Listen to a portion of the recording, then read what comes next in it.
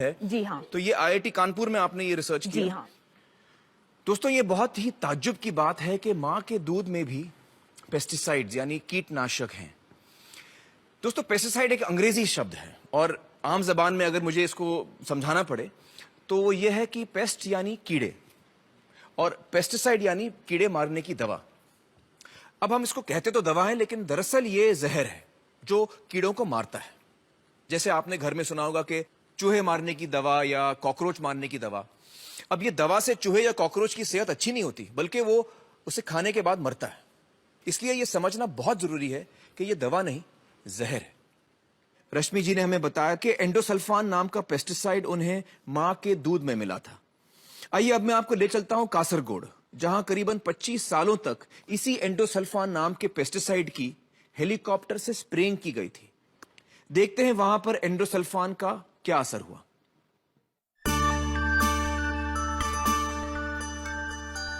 केरल को ईश्वर की धरती कहा जाता है। कुदरत ने इसे बेतहाशा खूबसूरती बख्शी है। केरल सरकार ने कासरगोड जिले की उपजाऊ जमीन पर काजू की खेती करना शुरू किया।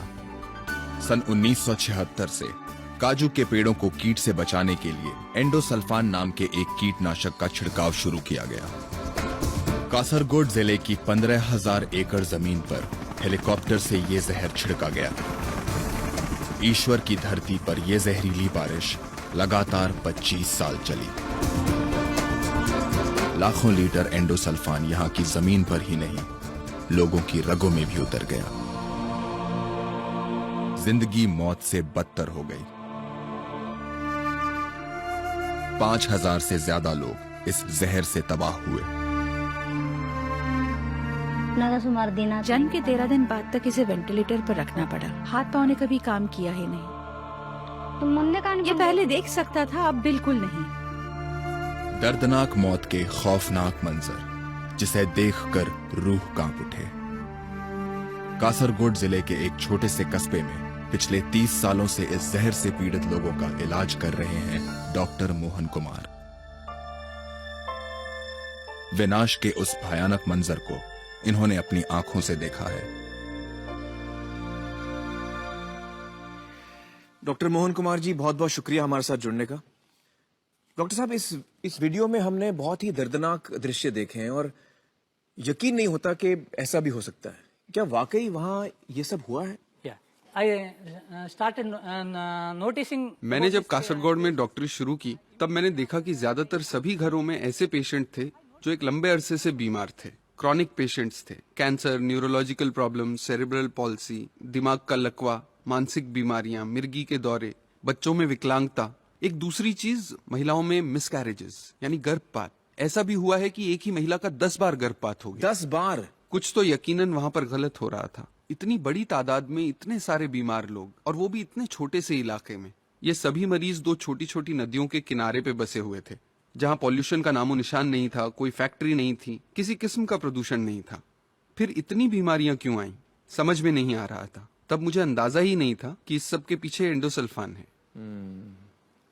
मुझे बताइए डॉक्टर मोहन, इस इलाके में कितने लोग इस वजह से पीड़ित हैं? कम से कम 5,000 से ज्यादा जेन्युइन केसेस हैं।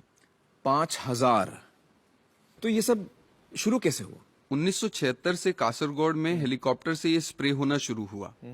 दरअसल स्प्रे करने के 15 दिन तक प्लांटेशन एरिया में पैर भी नहीं रखना चाहिए, यहाँ तक कि आसपास के रास्तों से भी नहीं गुजरना चाहिए। स्प्रेइंग के बाद? जी, स्प्रे करने के बाद आसपास के सभी रास्ते बंद होने चाहिए।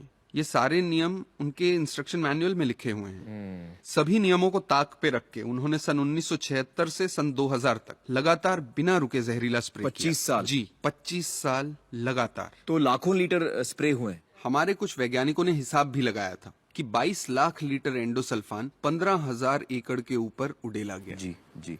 मुझे बताइए कि जब आपको समझ में आया कि ये सब पेस्टिसाइड की स्प्रेइंग की वजह से हो रहा है और आपने उनको बताया, ऑब्जेक्ट किया, तो उन्होंने क्या जवाब दिया? प्लांटेशन कॉर्पोरेशन ऑफ केरला, जो एक सरकारी कंपनी है, वो इसके लिए जिम्मेदार। वो ये स्प्रेइंग करवा रही थी। गवर्नमेंट ने क्या कहा आपसे? वो पुलिस को लेकर आए और जहां हम विरोध कर रहे थे उस जगह से हमें हटा दिया। पुलिस ने हमें वहां से भगा दिया। लेकिन ये स्प्रेइंग बंद हो गया? जी। तो फिर स्प्रेइंग क्यों बंद किया? कोर्ट के ऑर्डर से। अच्छा, कोर्ट ऑर्डर की वजह से बंद किया है। मैं तो यहाँ तक कहूंगा कि वो बहुत बदमाश लोग हैं। एक दिन 2 जीप भर के वो लोग मेरे क्लिनिक आए। कुछ 10-15 लोग थे, मेरे साथ मारपीट करना चाहते थे, मुझसे हाथापाई करने लगे। वो तो अच्छा हुआ कि जैसे ही गांव वालों को पता चला कि उनके डॉक्टर को गुंडे मारने आए हैं, तो 10 मिनट में ही सैकड़ों लोग वहां पर जमा हो गए। आपको बचाने? जी, मुझे बचाने के लिए। आपके लिए जिंदगी कैसे थी डॉक्टर साहब? उस इलाके में रहकर जब रोज आप इस तरह के पेशेंट्स देखते थे, आप पर क्या बीतती थी? लोगों का दर्द देखकर अक्सर आंखें भर आती थी। कई बार ये ख्याल आता था कि मैं यहां से शहर चला जाऊं, लेकिन अपने पेशेंट्स की तकलीफ जैसे मुझे रोक लेती थी, खींच लेती थी। उन्हें छोड़ के कैसे जाता? नहीं जा सकता था। सॉरी।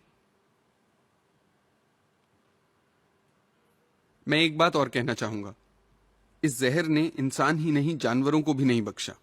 उस इलाके के पशु पक्षी, जीव जंतु, मेंढक, मछलियां सभी खत्म हो गए थे। लेकिन सन 2000 में जब से ये स्प्रे बंद हुआ है, धीरे धीरे सभी पशु पक्षी वापस आ रहे हैं। हवा पानी में काफी सुधार हुआ है। अच्छा, मुझे ये बताइए कि जो बीमारियां हो रही थी लोगों को, ये जो बच्चे अबनॉर्मल पैदा हो रहे थे, उसमें फर्क आया ये स्प्रेइंग बंद होने के बाद?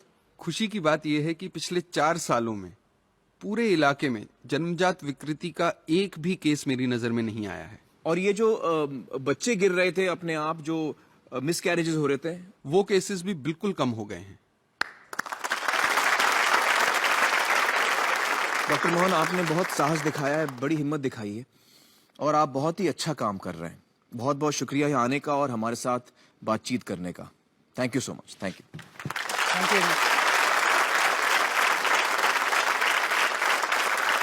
तो दोस्तों, ये वही एंडोसल्फान पेस्टिसाइड है जिसके बारे में रश्मि जी ने हमें बताया था कि उनके टेस्ट में मां के दूध में एंडोसल्फान की मात्रा परमिसिबल लिमिट से 800%